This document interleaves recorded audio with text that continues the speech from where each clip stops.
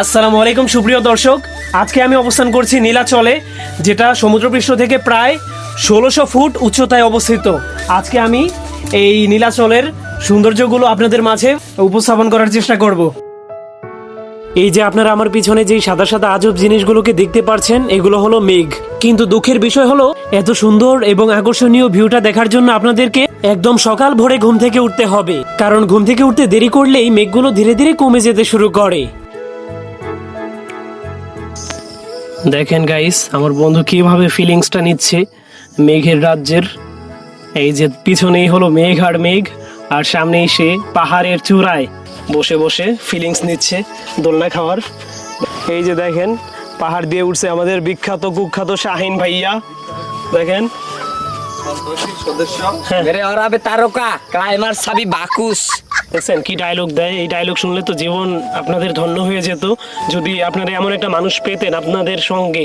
আর এই যে দেখেন, রিসোর্টগুলো কত সুন্দরভাবে তৈরি করা হয়েছে, একদম পাহাড় ঘেঁষে।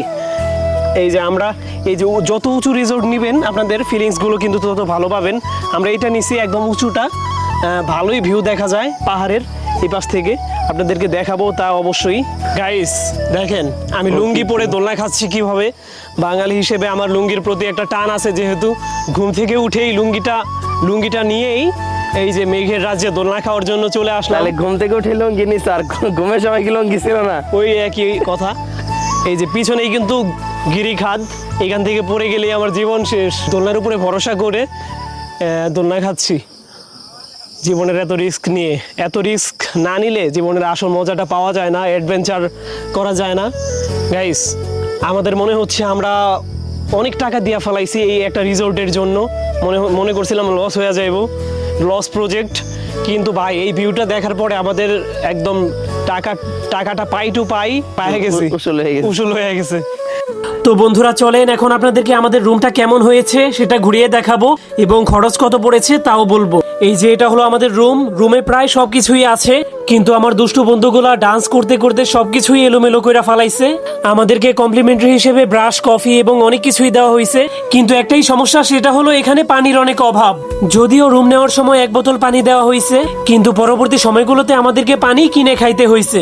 আর গোসলের পানির অবস্থা তো একদমই খারাপ। যেদিন সেখানে গোসল করছিলাম, আমার মনে হয়েছে আমি গোসল করি নাই, আমি 1 বালতি ঘোলা পানি আমার গায়ের উপরে ঢেলে দিয়েছি। কিন্তু ভাই, ওনারা যে এত উঁচু পাহাড়ে আমাদের জন্য গোসলের পানির ব্যবস্থা করতে পারছে, এটাই অনেক। আর আমার সব অভিযোগগুলো একদমই মূল্যহীন হয়ে পড়ে যখন ব্যালকনিতে এসে এই চেয়ারটাতে বসি, কারণ এখানে বসে এত সুন্দর একটা ভিউ দেখা যায়, যেটা বাংলাদেশের কোথাও দেখা সম্ভব না। আর এখানে আসলে আপনারা অনুধাবন করতে পারবেন প্রকৃতি কতটা যে বৈচিত্র্যময় হতে পারে, কারণ এখানে কখনো মেঘ, কখনো বৃষ্টি, আবার কখনো রোদেলা আকাশ, সবকিছুই একসঙ্গে দেখা যায়। ওইখানটাতে কিন্তু আপনারা রোদ দেখতে পাচ্ছেন, ওই যে নিচে ওইখানে। এই যে আমাদের টিম মেম্বারের সকলে খাওয়া দাওয়া করার জন্য বসে পড়ছে। মোরগ পোলাও,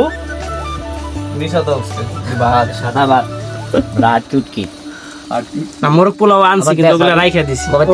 এটা হচ্ছে সাদা ভাত, মোরগ পোলাও এটা হলো রাতের জন্য, আর এটা আমরা এখন দুপুরের খাবার খাচ্ছি, লাঞ্চ করতেছি। এখন আমাদের এনে দুপুর 2টা। ভাই, আল্লাহর সৃষ্টি যে এত সুন্দর, এরকম জায়গাতে না আসলে আপনারা কখনো অনুধাবন করতে পারবেন না। দেখেন, আমরা কত সুন্দর একটা জায়গাতে দাঁড়িয়ে আছি, চারপাশে মেঘ, আর আমরা মেঘের উপরে দাঁড়িয়ে আছি। আমরা কিন্তু সবসময় মেঘের উপরে থাকি না, সবসময় মেঘের নিচে থাকি। আর আজকের দৃশ্যটা কি দেখেন, এই যে পাহাড়ের চারপাশ থেকে কত সুন্দরভাবে মেঘগুলো আমাদেরকে ঘিরে ফেলছে, অসাধারণ লাগতেছে। আর এই সামনে থেকে আসছে সোনালি সূর্যের আলো। এরপর আমরা সবাই মিলে চলে গেলাম একটু ফলের জুস খাওয়ার জন্য। এই যে দর্শক দেখতে পাচ্ছেন, এই গরিব ছেলেটার শরবত কেনার টাকা নাই, কিন্তু আমি ওকে দিব না, আমার আছে টাকা তবুও দিব না, আমি নিজেই খাইতেছি।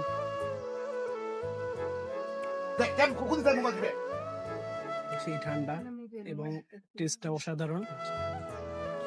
ওই যে শাহিন ভাই লেবুর ঘষা খাচ্ছে, আরাম পাচ্ছে। ঠান্ডা আছে ভালো, আমি মানে শুধু লেবু দিব।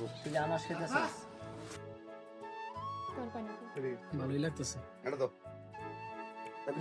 এই যে এখন গরিব ছেলেটা শরবত পায়ে গেছে আনারসের, আমার চেয়েও দাম বেশি, আমারটা হইলো 20 টাকা আর ওটা হইলো 40 টাকা। আনারস না, মাল। গাইস এখন যাচ্ছি পাহাড় বেয়ে বেয়ে, পাহাড়ের একবারে নিম্ন মুখে, একবারে নিচে চলে যাচ্ছি। দেখেন কত বড় সিঁড়ি। এই বাঙালি হিসেবে লুঙ্গি পরার একটা দায়িত্ব আছে, সেই কারণে পাহাড়ে এসেও লুঙ্গিটা পরে নিলাম যাতে কমফোর্টেবলি হাঁটতে পারি। ভাই মেঘগুলো দেখলে মনটা শান্ত হয়ে যায়। সারা জীবন মেঘ মাথার নিচে দেখছি, আজকে মাথার উপরে দেখতেছি, এই কারণে মাথার নিচে দেখছি, উপরে দেখছি, ওইটাই তো কইলাম। কি খবর সোনু বন্ধুরা, ওই যে দেখেন আমার বন্ধু বল্টু কেমন লাগছে? মেঘের রাজ্যে দোলনা খাইতেছে, আরেক ফটোগ্রাফার ফটো তুলতেছে। আর শাহিন ফটোরিঙ্গো কি বলে? ওরা ভিতর রিসোর্ট, হ্যাঁ বলো। ক্লাইমার সাবি রিসোর্ট। তো বন্ধুরা আজকের জন্য এখানেই বিদায় নিচ্ছি। আপনারা আমাদের পরবর্তী ব্লগগুলো দেখতে চাইলে আমাদের এই পেজটাকে ফলো করে রাখতে পারেন।